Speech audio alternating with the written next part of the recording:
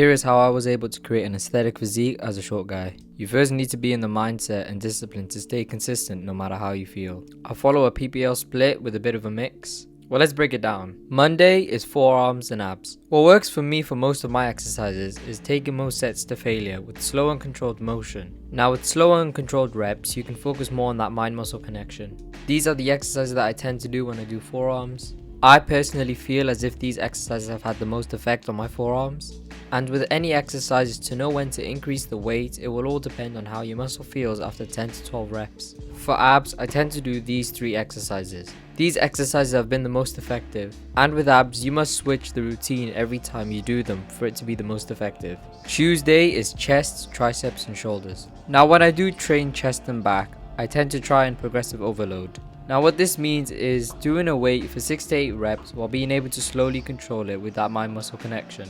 I tend to do these 6 exercises. For me, I feel as if these have been enough for me to grow my chest. And I would do 3 of these exercises when I hit chest, and I tend to switch them around.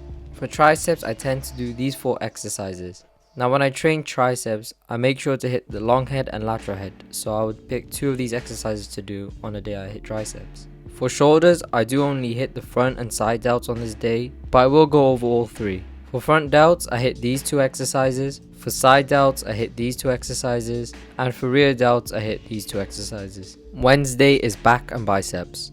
One day I will focus on my upper back and lats, and the other day I'll focus on my mid and lower back. These are the exercises I tend to do, which have given me amazing results. For biceps, I hit these exercises. I make sure to hit the long head, short head and brachialis, and always focusing on the stretch and squeeze at the top.